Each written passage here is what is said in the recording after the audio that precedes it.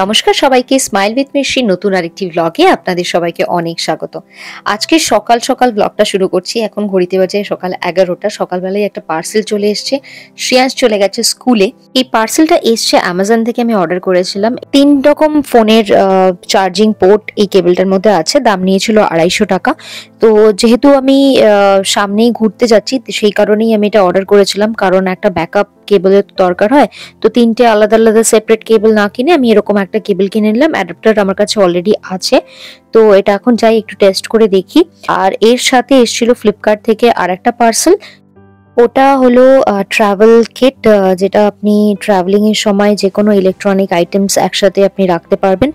বেশ ভালো ট্রাভেলিং কিটটা। এটাও অ্যাপ্রক্সিমেটলি 350 টাকা মতন দাম নিয়েছিল। তো আমি লিঙ্কগুলো ডেসক্রিপশনে দিয়ে দেবো, আপনারা চাইলে চেক আউট করতে পারেন।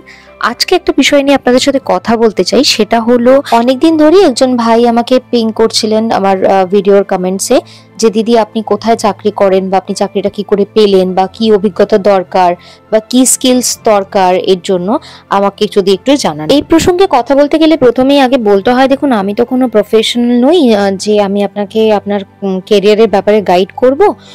তাও আমি বলে রাখি যে আমি আপনার সম্বন্ধে কিন্তু কিছুই জানি না, যে আপনি কতদূর পড়াশোনা করেছেন, বা কি নিয়ে পড়াশোনা করেছেন, বা আপনি কোন সেক্টরে চাকরি দেখছেন। চাকরি খোঁজার ক্ষেত্রে এই বিষয়গুলো কিন্তু অত্যধিক গুরুত্বপূর্ণ। তো এগুলো না জেনে আপনাকে কিন্তু আমি কোনো রকম ভাবে গাইড সেরকম ভাবে করতে পারবো না। যদি আমার কথা জিজ্ঞাসা করেন, আমার কেরিয়ার শুরু হয়েছিল বিপিও ইন্ডাস্ট্রি থেকে, যেখানে আমার 6 বছরের এক্সপিরিয়েন্স ছিল।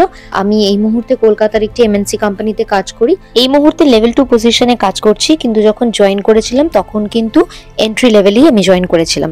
তো আমি প্রমোশন পেয়েই আমি আজকে এই পজিশনটা পেয়েছি।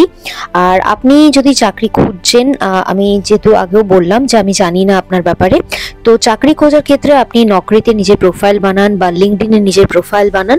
ওখান থেকে কিন্তু আপনি আপনার পছন্দ মতন ফিল্ড অনুসারে আপনি কিন্তু চাকরি পেতে পারেন। কাজ করতে করতে কখন সন্ধ্যা হয়ে গেছে আর শ্রেয়াংশ এসে গেছে একদমই খেয়াল নেই। ও এসেই মাথা কাটছিল, মা খিদে পেয়েছে, তাই চট করে একটু চাউমিন বানিয়ে দিলাম। বাড়িতে অনেকগুলো ভেজিটেবলস পড়েছিল, তো ভেজিটেবলস দিয়ে চাউমিনও খেতে চাইবেন আমি ভালো করেই জানি, তাও বানিয়ে দিলাম, কারণ ভেজিটেবলস গুলো নাহলে নষ্ট হবে। আর এদিকে দিয়ে দিচ্ছি একটু ব্ল্যাক পেপার। ভেজিটেবলস গুলো দেখেই ওর মুড খুব নষ্ট হয়ে গেছে। আর এখন ওকে খেতে দেওয়ার জন্য রাত্রিবেলা এসছে। ঘড়িতে বাজে 11:30। আর এই যে দেখুন, 1.5 মাস ধরে এই মালাইটা জমেছে, মানে দুধের স্বর। এইটা হলো দুধের স্বর, 1.5 মাস ধরে আমি জমিয়েছি। এখন এটাকে একটুখানি ব্লেন্ডার দিয়ে ভালো করে ফাটিয়ে নেব। তারপরে এখানে করছি কালকের জন্য ডিমের তরকারি। শ্রেয়াস বলছিল মাম্মাম ডিমগুলো ভালো করে লাল করে ভাজবে হোটেলের মতন। ওই লাল করে ভাজতে গিয়ে আমি পুরো কড়াইটাকেই পুড়িয়ে দিলাম। কালকে রান্না করতে করতে আমি অফিসের কাজও করছিলাম। আর এখন বাজে ঘড়িতে অ্যাপ্রক্সিমেটলি 1:45 কিংবা 2:30 হবে রাত্রির বেলা। তো এইটা মালাইটা ফাটানো হয়ে গেছে, অনেকক্ষণ হয়েছিল। আমি ঠান্ডা জলের মধ্যে মাখনটা যেটা বেরিয়েছে সেইটাকে আমি চুবিয়ে রেখেছিলাম। এইবারে কিছুক্ষণ ভেজানো থাকার পরে এই মাখনটাকে বারবার ফ্রেশ জলে ভালো করে ধুতে হবে, এবং ধুয়ে আপনি এখান থেকে সাদা মাখন বার করতে পারেন। এবং সাদা মাখনটা বার হয়ে যাওয়ার পর আপনি যদি চান এই মাখনটা আপনি ইউজ করতে পারেন, কিন্তু এই মাখনটা ফ্রিজে কিন্তু আপনি 7 দিনের বেশি রাখতে পারবেন না। মানে এটা ম্যাক্সিমাম শেলফ লাইফ হচ্ছে 7 দিন। তো এখানে দেখুন আমি জলটাকে চেঞ্জ করে নিচ্ছি। ফ্রিজে আমার কাছে বরফ ছিল না, বরফগুলা জল হলে আরো বেশি ভালো হতো। যত বেশি ঠান্ডা জল হবে তত বেশি সাদা মাখনটাকে বার করে নিতে সুবিধা হয়। মাখনটা বার করা হয়ে গেলে তারপরে মাখনটাকে আলাদা পাত্রে রেখে দিতে হবে। তারপরে মাখনটাকে কড়াইয়ের মধ্যে জাল দেব। এই এখন কড়াই বসিয়ে নিয়েছি এবং মাখনটা আমি তুলে রেখেছিলাম। দেখুন কতটা মাখন বেরিয়েছে। এই মাখনটাকে এখন আমি দিয়ে দেব, এবং কড়াইতে দিয়ে দেওয়ার পরে এটা কিন্তু বেশ লম্বা একটা প্রসিডিওর।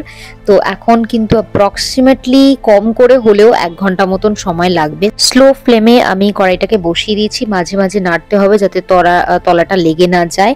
খেয়াল রাখতে হবে এটা যেন দুধের মতন উতলে না যায়। উতলে গেলে ভালো করে নাড়িয়ে দিতে হবে, এবং এইরকম ভাবে নাড়াতে নাড়াতে আপনি চাইলে 5-10 মিনিট অন্তর অন্তর নাড়াতে পারেন।